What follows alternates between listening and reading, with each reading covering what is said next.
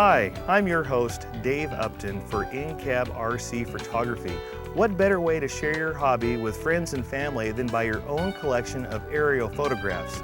Virtually everyone would like to see the view from an RC aircraft.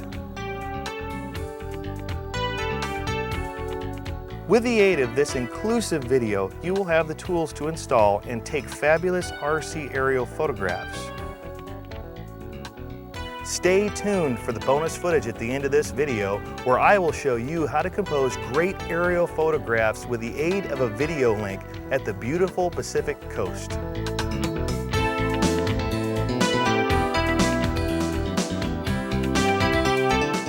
In today's video, I will be discussing with you simple steps to success for RC aerial photography. Let's get started, shall we? Our camera of choice is the Fuji Smartshop because of its compact, lightweight design, tripod mounting point, which you will better understand in a moment, and its resilience to vibration even in an RC airplane.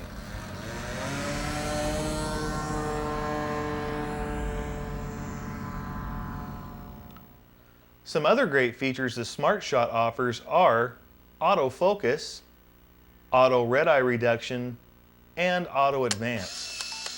Now let's talk about some of the basic items that you will need for the installation and assembly of your camera.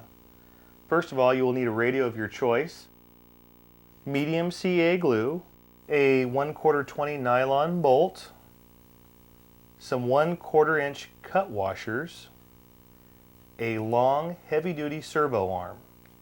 You will also need a standard servo. Our servo of choice is a Tower Hobbies TS53. You will need some 100 grit sandpaper and a 4-inch C-clamp. One quick thing I wanted to mention before we go on any farther and showing the installation methods is to please take and install a roll of film in your camera, shoot a roll of film, and have it developed to ensure that your camera is working properly. Let's start by placing the servo arm on the servo. We chose a longer arm because of its rigidity and ability to reach the shutter button. Now we will place a servo arm on the camera body to get an approximate idea of the proper mounting location. First, lower the servo arm so that it just rests on the center of the shutter button. Now with your marker, draw around the servo location.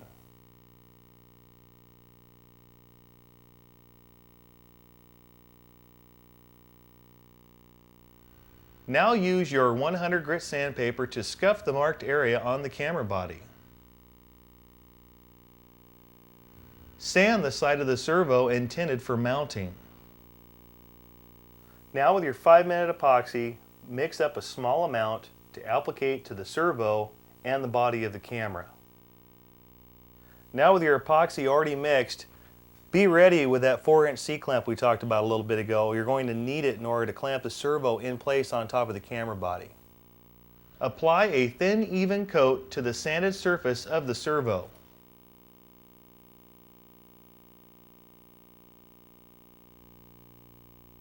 Carefully place the servo onto the camera body, making sure the servo arm is correctly aligned with the shutter button. Now clamp your servo in place.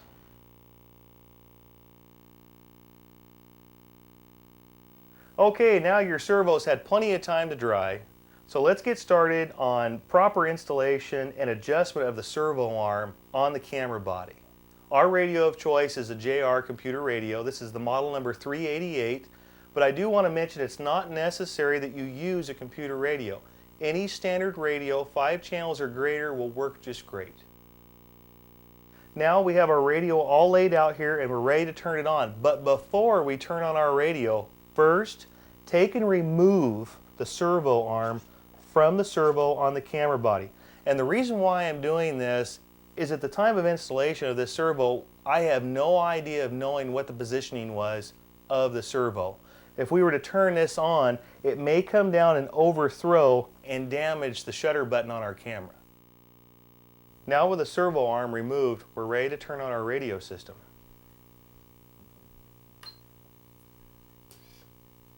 At this point, you can decide what position you prefer the gear switch to be in. We did choose the landing gear, which was channel 5. By moving this, you can hear the servo move from one way to the other. And we'll take a closer look to find out what our positioning is. Right now the servo has turned clockwise as we're facing it. So at this point we will move the servo arm to where it's closest to the shutter button. Now we want to go ahead and open the lens cover. Now we can press down the button just to make sure that our camera is advancing and everything's clear and working correctly. Now press down the shutter button and apply the servo arm. And we'll give you a little better close-up here of what I'm doing. There may be a little bit of adjustment involved. At this point we're going to have to go down a couple of splines lower, being careful not to overthrow the servo. There we go. Now we release. We're not quite there. We need to go one more spline to completely bottom out the shutter button. Okay. Well, guess what? We thought that we had our servo arm lined up absolutely dead on in the center of the shutter button, when in fact we did to look at it down from the top. But what we overlooked was the fact that the servo itself needed to come to this end of the camera probably another 1/8 of an inch, because as the servo arm rotates down, this center point changes in the arc. So that's one thing that you really need to bear in mind. But I'm going to show you how we can correct this problem and still use our camera and servo that we have right here.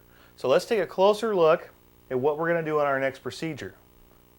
It looks to me like what we can get away with doing is to place a notch here in the servo arm. That will give us clearance on this outer rim that shields the center of the shutter button. So the next thing we'll need to do is we'll need to go ahead and release the gear switch, and we'll need to go ahead and remove the servo arm. But first, it may be a good idea just to take your X-Acto knife and make a little mark or a scratch on there to have a better idea when it's removed of the approximate location that you need to notch out. I don't think we're really going to need to notch this out much more than probably a 1/16 of an inch. It should work just fine. Well, as you can see, here's our notch. As primitive as it may look, but what you have to realize is we're not building a piano here. But this is going to do the job just great, I think. Let's go ahead and place it back on our Tower Hobby servo. And let's try the gear switch. Oh my gosh, it works just beautiful. Let's try it one more time. Beautiful. We have one last item to finish this part of the procedure, and that's going to be to simply install the screw on your servo. Okay, now that we're finished with that last part of the procedure, we're ready to get started on showing you the hard point installation on a 1/4 scale J3 Cub and how to set up your camera in that aircraft.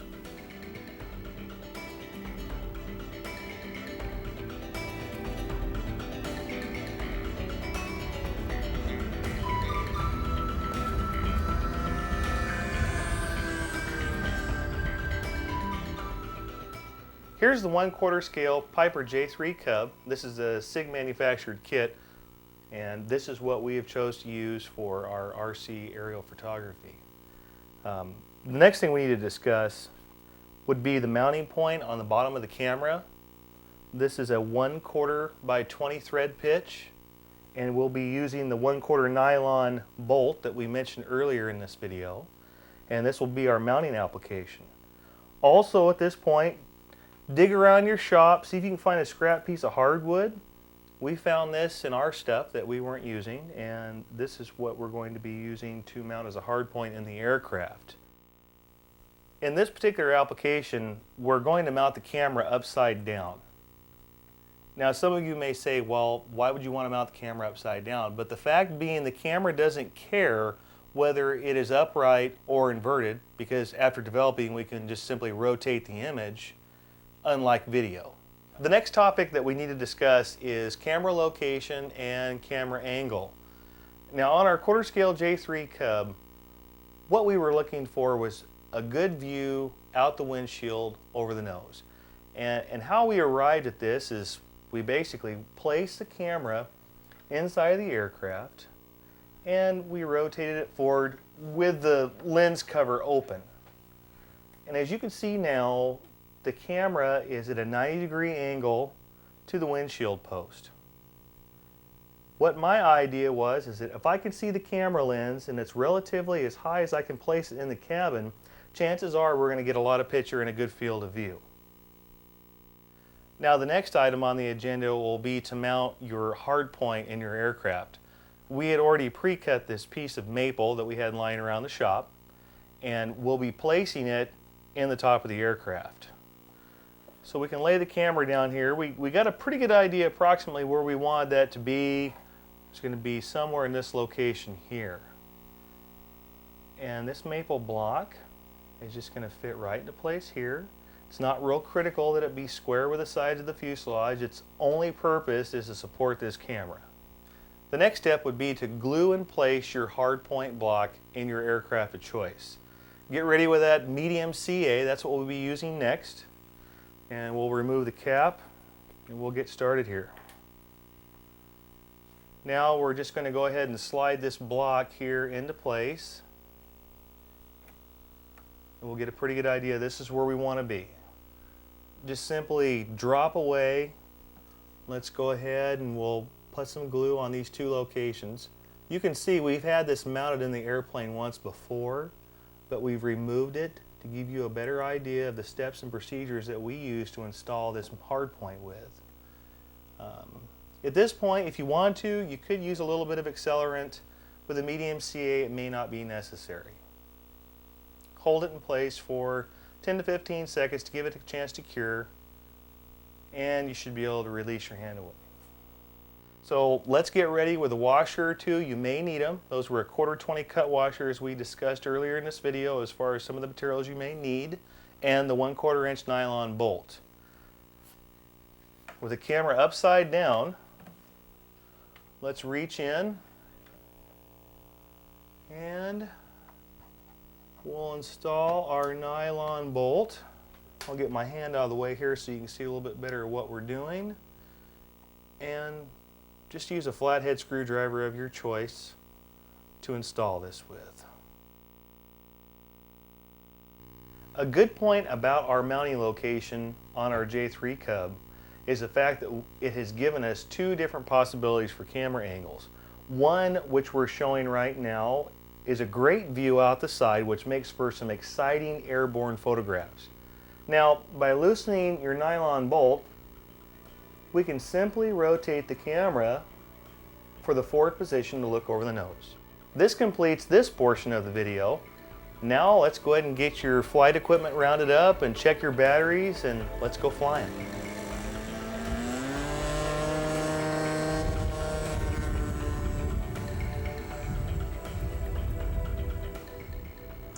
First, we'll start by installing the batteries. This requires 2 AA cells. We'll open the bottom and we'll install the batteries in the correct direction. Snap the cover back on. Now we'll load the film into the camera. All we need to do is push the tab, which releases the back. Now, with the bottom facing up towards you, and a roll of what we recommend would be 200 film speed to 400 film speed. Place the film in the bottom of the camera and take the tip over to where it says film tip, and then we'll slide the film down inside. You may need to rotate the canister slightly to get it to go all the way into the drive mechanism. Now simply snap the back. As I hit the button, after we've installed the film in the back of the camera, you will hear the motor wind forward, and then it will come up on frame number 1. Now the camera is ready for installation in our RC aircraft. Now we'll start on our installation of the camera out at the field. The aircraft we have chosen is the 1/4 scale Piper J3 Cub.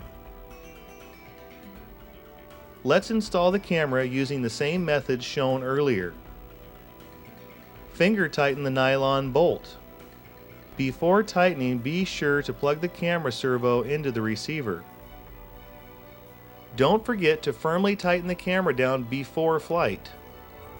Now that we have the servo plugged into the receiver, as you can see where the camera is currently placed, it will make for an excellent side view. If you choose to change the view to a forward view, it's very simple. All we need to do is loosen the nylon bolt, turn the camera facing forward, trying to center it in the middle of the windshield. Then we just retighten the nylon bolt and you're ready for a front shot. Now we're ready to install the wing.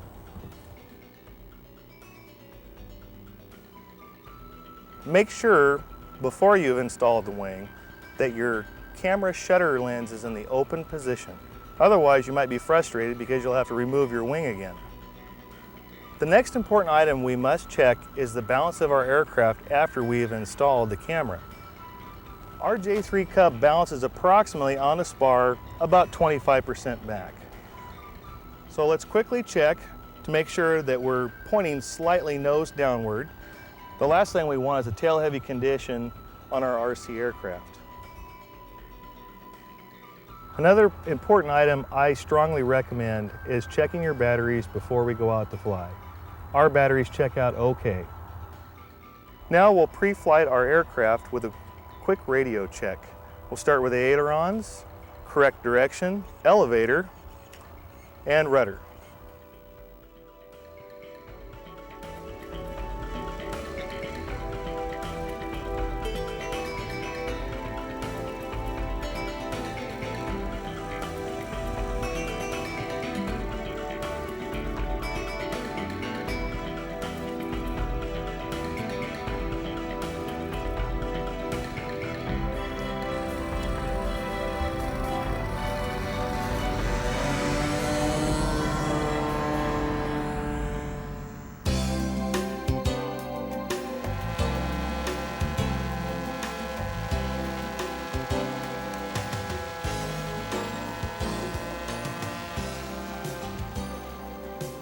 Now that your aircraft is airborne, let's talk about a few of the items you will need to know about taking aerial stills.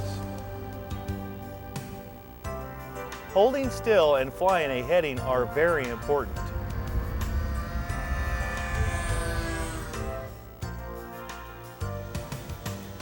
With our current camera location looking out the nose, we can obtain some great aerial stills. Now let's climb up to an altitude around 400 feet or so and level off.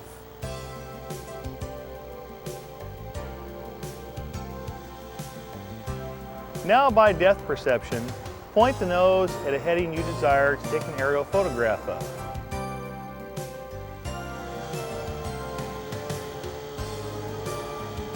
I've had the best results by pointing the nose downward about 3 to 5 degrees.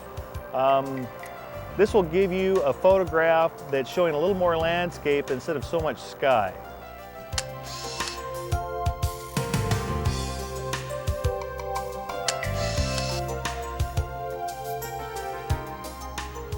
With the aircraft pointed in the desired direction with the nose pointed down, let's click off a couple of frames. I normally will count to 1001 and release, 1001 and release. This gives the servo plenty of time to transition, click the shutter button, and then release and be ready for the next photograph.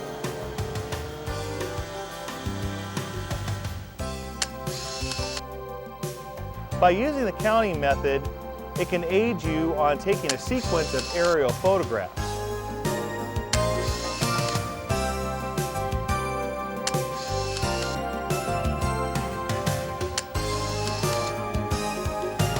Here are just a few of the stills taken looking out of the front of the J3 Cub.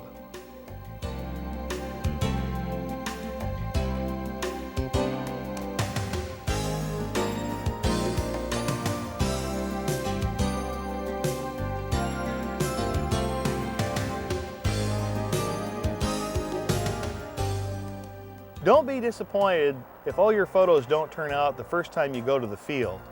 This is a talent that takes time to learn, and it takes a lot of practice. But you'll find that over time and a few rolls of film, you too will be able to take great aerial stills.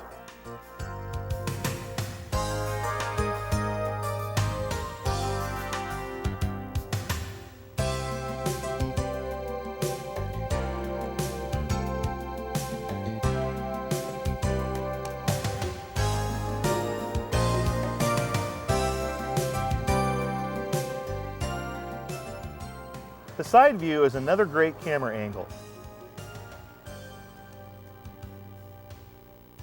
If you desire to take a picture of the runway, for instance, I would recommend flying out from yourself about 200 feet away and 150 to 200 feet above the ground. This will give you a good perspective of the runway. It is important you remember which side of the aircraft the camera is pointed out from. With this in mind, fly the aircraft at the recommended altitude and fly the aircraft with the inboard wing pointed downward about 5 to 10 degrees. This will take some rudder manipulation to hold a parallel flight path to the runway. Wing is dipped and it's pointing at us. I'm seeing the camera. We'll click another photo off in hopes of a shot of the runway. Using our 1001 count, another photo.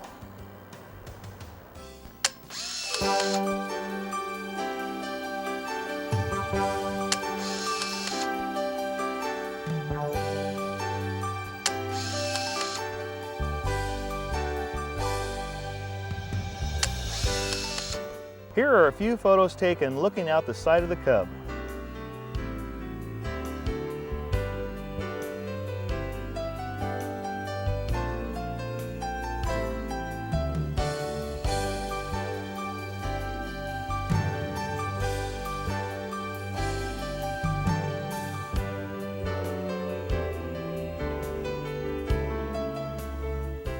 Let's land the Cub and change our camera angle.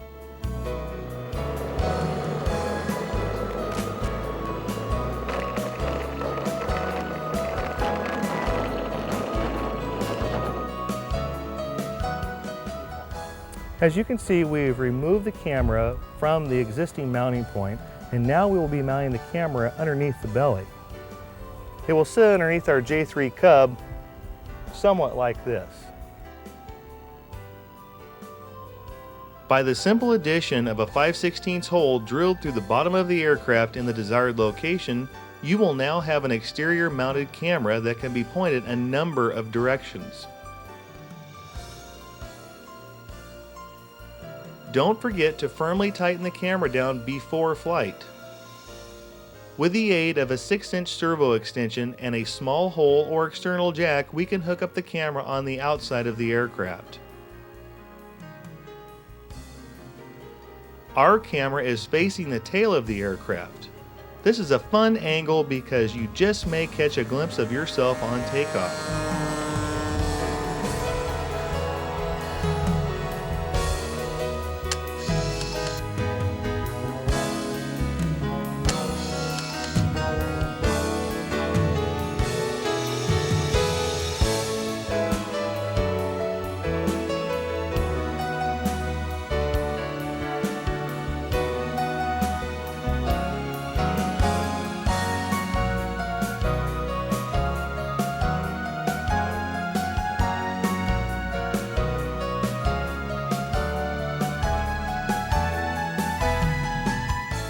Even though our camera took a dip in the drink, as you have seen, our aerial stills turned out just great. What a tough little camera.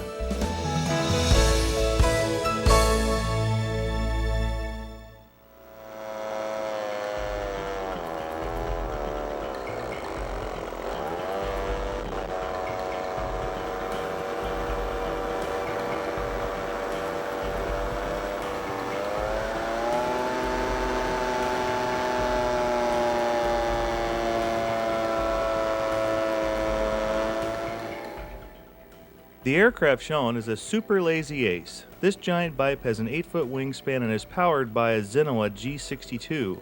This will be a true test for aerial still photography. By using the same mounting methods as shown on the Cub, the biplane will make an excellent candidate for some interesting aerial stills. Well, let's get in the air, shall we?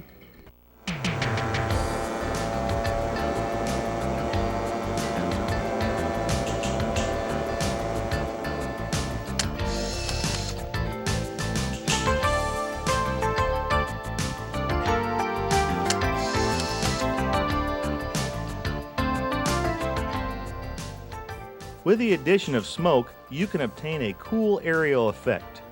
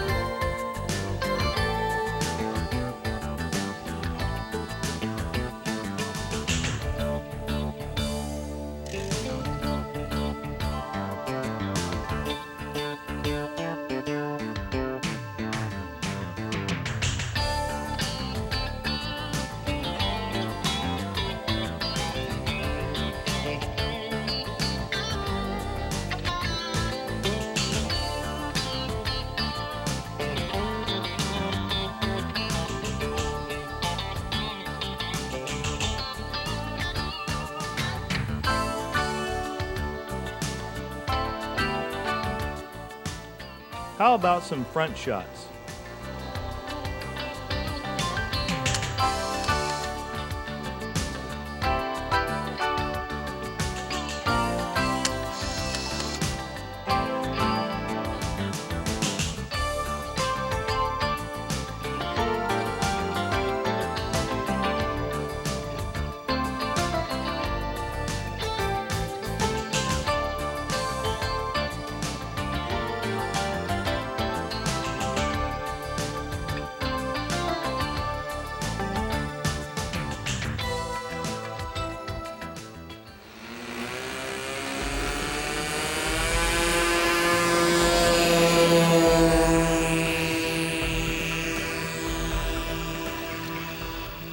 This custom twin-engine aircraft has been used for in-cab videography as well as video link work.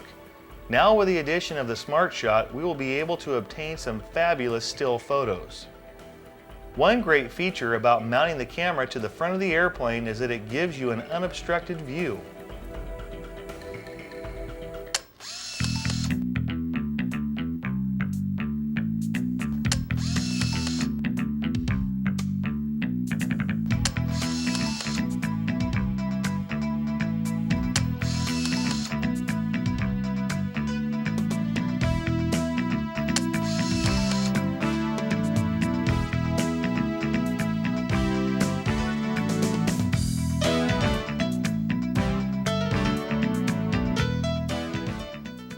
Here are just a few of the photos taken with our custom twin engine.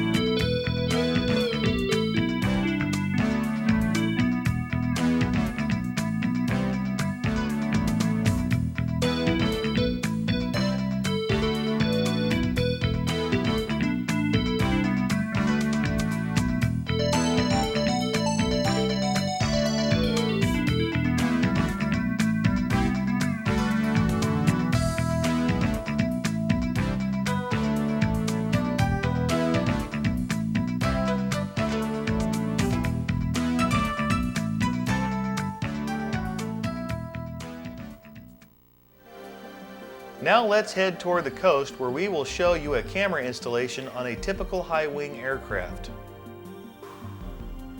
On our way to the Pacific coast, our route takes us by an elk refuge. We thought it might be fun to capture some wildlife from the sky. Shown here is the Hangar 9 Super Stick 60. We will be using this airplane for aerial vertical photography. Our Stick 60 is powered by a Super Tiger glow engine. We chose this engine because of its unique swivel muffler feature. This will allow us to divert the exhaust away from our belly-mounted camera. This is a Stanley 2-inch corner brace. With the addition of a 5/16 hole drilled in the bracket, we will be able to fasten our camera to the belly of the aircraft. We use the included wood screws to fasten the bracket to the belly of the airplane. Make sure you install a hard point of light ply for this application. With the addition of this bracket, we will now be able to take vertical stills. Don't forget to firmly tighten the camera to the bracket. With the addition of a 6-inch servo lead and an external jack, we can quickly hook up our camera. Now let's turn on the radio and check our camera.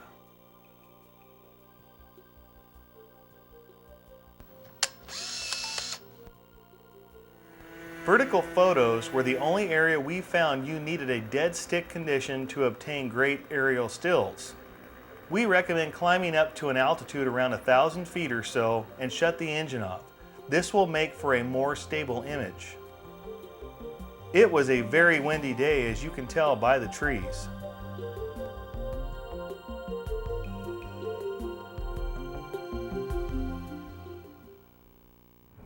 We're a long ways up there. Okay, now I'm going to go ahead and kill the engine, and the engine's off, and I'll start taking some photos.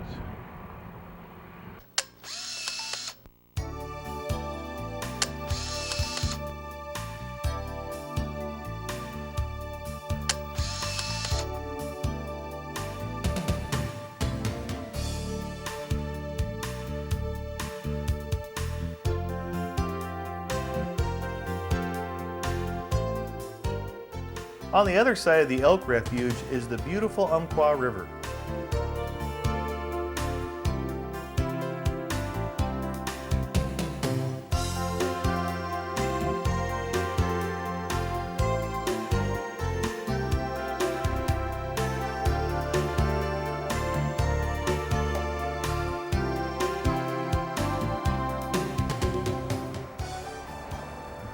Right now we're dealing with an incredible wind. I'm just going to try and, oh, sudden stop, whack the curb. The wind is really blowing hard out here today. I'd say we probably have a wind of about 15 to 18 knots with a lot of gusts. I thought I had plenty of altitude to get down on the ground, but I just barely made the parking lot. So the wind can be pretty disillusioning when taking aerial stills coming on a dead stick landing. But needless to say, our plane's a little worse for wear. We did roll a tire off the rim, but that's no big deal, and our camera survived just fine, and it was a good flight. I'm looking forward to seeing the development of the aerial photography stills. Here are a few of the other photos taken with the Stick 60.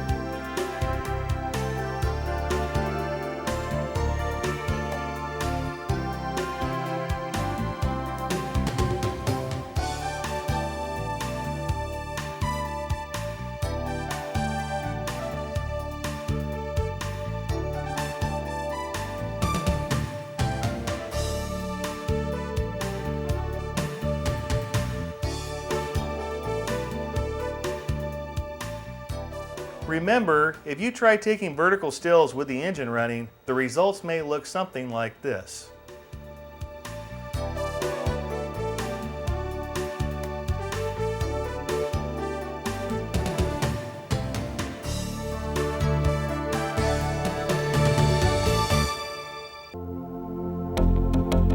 Now let's head to the Oregon coast for the bonus footage I earlier promised you.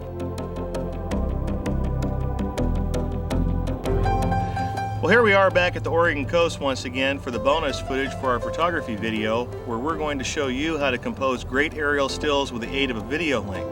We'll be using this custom twin-engine aircraft once again, and I'm here with my good friend Larry Broman, and Larry will be assisting me today in aerial stills. Larry will be my video link man. He'll be watching the television to help me know when I'm lined up with the shot we want to take with our still aerial camera that's mounted to the nose of the aircraft. Specifically, we plan on flying up and down the surf line. We have a little bit of a light wind. We have some spray blowing off the top of the waves, which should make for some great aerial photos, as well as we're going to try and capture a nearby lighthouse in the middle of a frame for an aerial still. Also, we have a nearby inlet to a harbor a few miles from where we're at, and we're going to try and get some good aerial photos of the harbor as well. So this will be challenging, and we'll see how everything goes. At a closer look, you will see our video link camera and the Smartshop are aligned with one another.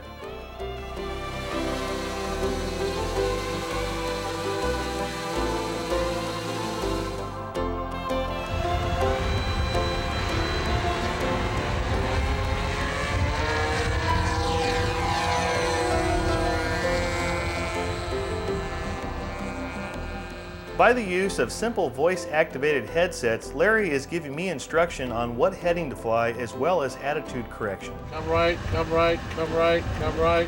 Straight ahead, straight ahead. Come left a little. It's there, right there. That's the heading. That's right at the lighthouse. You've got it in your sights. With the aid of a friend's help, you can compose some great aerial stills. Straight up the coast now. That's good. And you got the Umpqua River just coming up on the right. So now you're going straight up the river, right there. If you level it out, you're going straight up the river. Yeah, you can see Winchester Bay. You can see the Salmon Harbor up there.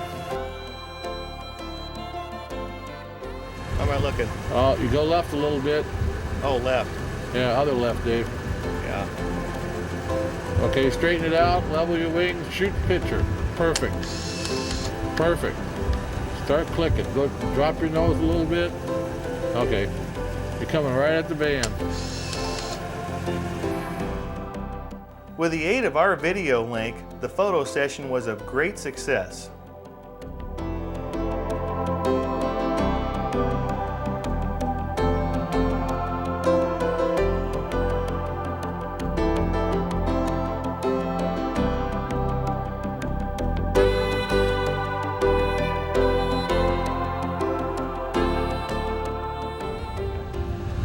There, coming over the apron.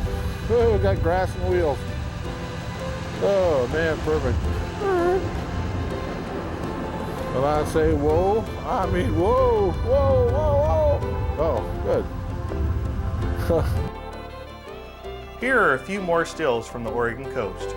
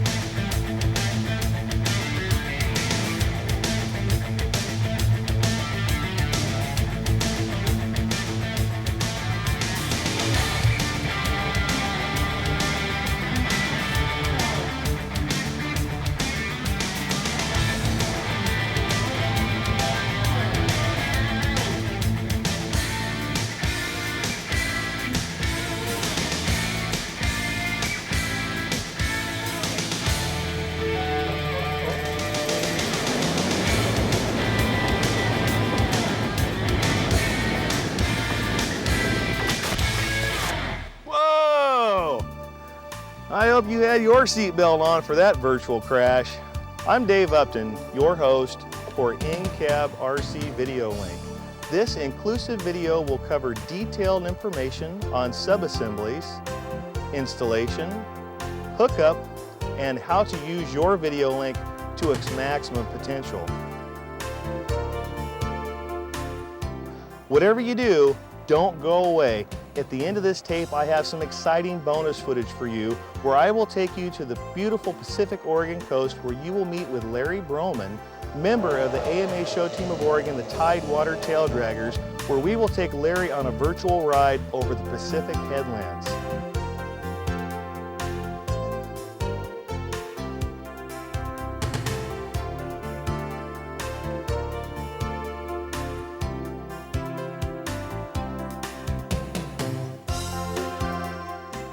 The first thing I want to cover is, what is a video link?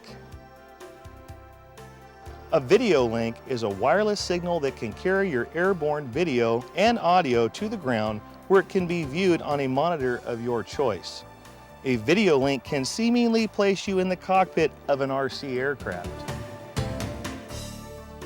This is almost like sitting in a real airplane. The view is just incredible.